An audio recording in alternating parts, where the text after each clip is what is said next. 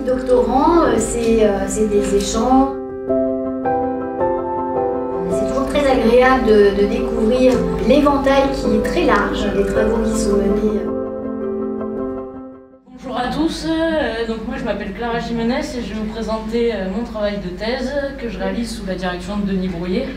Je m'excuse d'avance, la thèse a été rendue hier, donc j'ai pas eu le temps de travailler ma présentation. Donc ça va être très illustré. Voilà. Donc, dans cette thèse, on s'est intéressé à l'action outillée, à la conséquence de cette action et à l'émergence de fonctionnalités. Du coup, on a commencé par une revue de la littérature où on a pu observer que l'homme n'était pas le seul utilisateur d'outils, mais que l'animal utilisait lui aussi des outils, même s'il apparaît qu'il y aurait des différences entre l'homme et l'animal utilisant des outils de manière plutôt simple, c'est-à-dire qu'il augmente juste sa capacité corporelle, alors que l'homme utiliserait des outils de manière complexe, c'est-à-dire qu'il changerait qualitativement son action. C'est-à-dire qu'on va utiliser un couteau là où notre main toute seule ne pourrait pas couper. On va transformer ce que fait notre corps. On a pu observer aussi que l'enfant, dès le plus jeune âge, utilisait des outils et qu'il existe un certain nombre de débats dans la littérature sur l'émergence de ces comportements d'utilisation d'outils. Est-ce que c'est des comportements d'abord moteurs?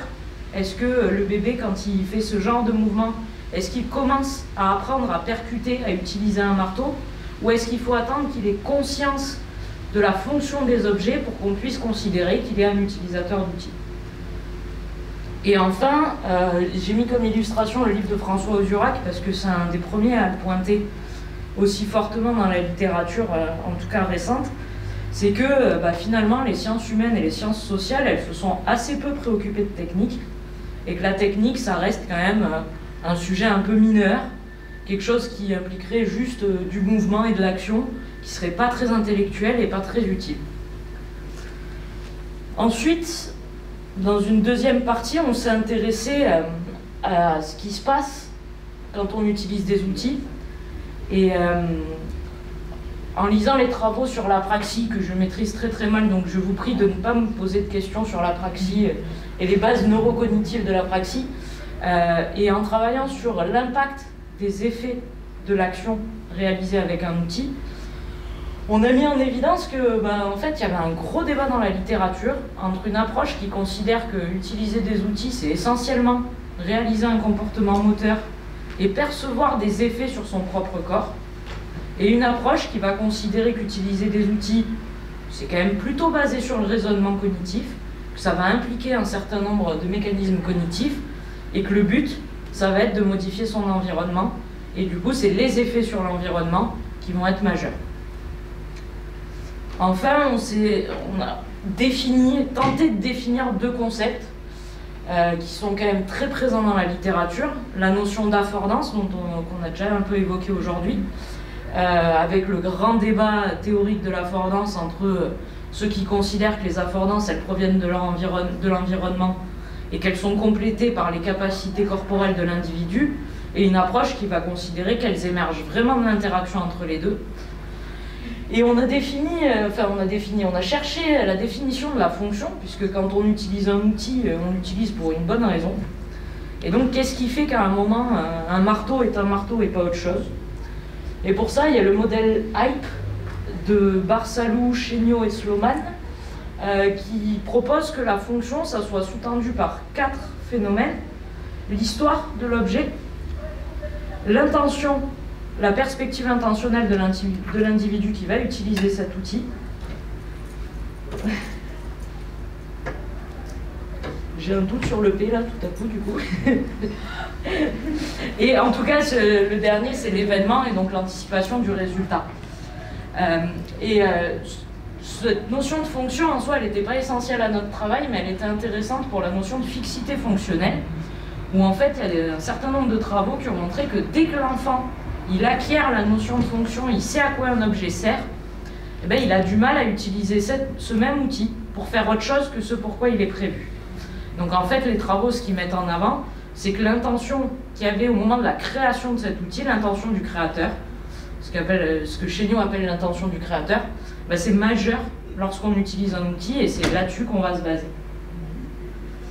Donc ces recherches, elles nous ont conduit à nous interroger sur cette problématique. En quoi la réalisation d'une action outillée fait-elle appel à l'émergence de fonctionnalités, en se basant notamment sur l'anticipation des conséquences de l'action. C'est-à-dire qu'à la notion de fonction qui était quand même très figée, à la notion d'affordance qui était très débattue et définie de multiples manières, on a choisi d'utiliser le terme de fonctionnalité, et j'y reviendrai un peu à la fin, qu'on considère vraiment comme une émergence. Et à la notion d'effet de l'action, on a préféré la notion de conséquence. Si les deux mots sont synonymes dans le dictionnaire, pour nous, la conséquence, elle avait une notion, une coloration plus finale. On n'est pas sur au cours de l'action qu'est-ce qui se passe, mais à terme, qu'est-ce qui va se passer. Et nous, c'est à ça qu'on a voulu s'intéresser. Pour cela, on a réalisé un certain nombre d'études. La première, elle avait vocation à montrer que quand on voyait ces deux stimuli, on ne les traitait pas de la même manière. Et donc, si je fais réaliser une tâche de mémoire de travail à un participant, lorsqu'il va voir un objet saisissable, un outil tel que le décapsuleur, en tout cas, il ne le traitera pas pareil que lorsqu'il perçoit la vache. On en avait conclu au moment où on a réalisé cette étude que lorsqu'on voyait des objets saisissables, on simulait toutes les dimensions motrices qui étaient associées à l'objet. Donc ça, c'était une première étape qu'on a complétée par une deuxième. Et on voulait savoir si la présence des effecteurs, la présence des mains, elle allait impacter notre jugement sur un outil. Et donc, s'il y avait simulation motrice, potentiellement, on aurait dû être plus performant, en tout cas jugé comme plus approprié un outil lorsqu'il était orienté à droite, et qu'on pouvait simuler le fait de l'attraper, ou lorsqu'il était déjà saisi. Or, ce n'est pas le cas. On n'observe pas de différence à la fois dans la rapidité et dans la nature des jugements sur un outil, quelle que soit son orientation et sa préhension. Et la dernière étude que je vous présente ici, il en reste une, mais dont je n'ai pas encore complètement compris les résultats, donc j'ai choisi de l'écarter de cette présentation. Et enfin, la dernière étude, enfin l'avant-dernière étude, on voulait voir ce qui se passait lorsqu'on faisait réaliser une tâche de mémoire de travail et qu'on associait à un outil une conséquence. Et cette conséquence, elle pouvait être positive, le clou est correctement enfoncé, ou négative, le clou est tordu.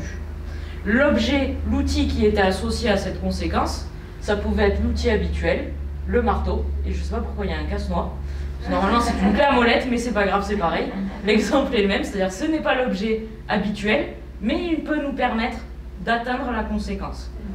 Et en fait, ce qu'on a montré, c'est que les participants, ils sont plus rapides et plus performants dans la tâche de mémoire de travail lorsque l'outil habituel est associé à une conséquence positive, mais plus surprenant, ils sont aussi plus rapides lorsque la conséquence négative est associée à l'objet inhabituel. Voilà, je vous laisse méditer.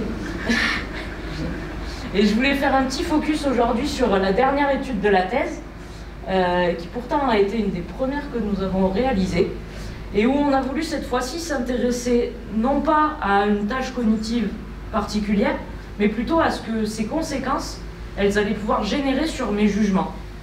Qu'est-ce que je vais pouvoir penser d'un objet, d'un outil?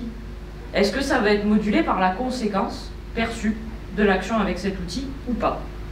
En gros, on a présenté aux participants soit l'objet habituel, soit l'objet inhabituel.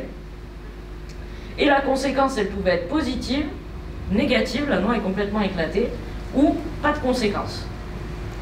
Si on avait juste une fonction des objets, il n'aurait pas dû y avoir de différence entre les différents types de conséquences. On aurait dû observer plutôt des jugements très positifs lorsque c'était l'objet habituel, quelle que soit la conséquence, et plutôt très négatif lorsque l'objet était inhabituel. Et donc en fait, pour ça, on a demandé aux participants de se positionner sur une échelle et de dire s'ils pensaient que le premier objet était approprié pour agir sur le second. Absolument pas du tout. Et les résultats qu'on observe, eh bien, ils montrent qu'il y a une différence entre les deux types d'association entre les objets, normal. L'objet habituel est toujours jugé comme plus approprié que l'autre objet. En revanche, on se rend compte que les jugements, ils sont aussi modulés par la conséquence. Ce qui nous conduit, et je me dépêche parce que j'ai déjà passé le temps, ce qui nous conduit à dire que la fonctionnalité des objets, elle émerge du contexte, et que nous, on a observé là un effet de la conséquence sur l'objet sur lequel l'outil est censé agir, mais on pourrait aussi s'intéresser aux conséquences qui se produisent sur l'environnement.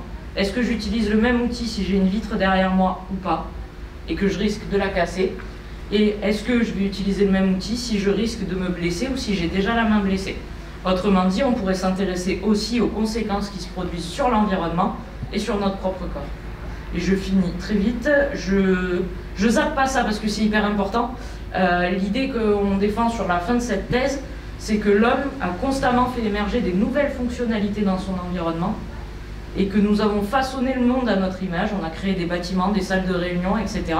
Et que cette notion de fonctionnalité, on ne veut pas l'ancrer que dans la question de l'outil, mais bien en général sur la place de la technique, la place de ce qu'on a construit dans le monde. Et voilà, cette notion de fonctionnalité un peu en réponse à ce qui était pointé au début, c'est-à-dire que les sciences sociales se sont peu intéressées à ces questions-là. Et je finis pas par ça. Voilà, désolé.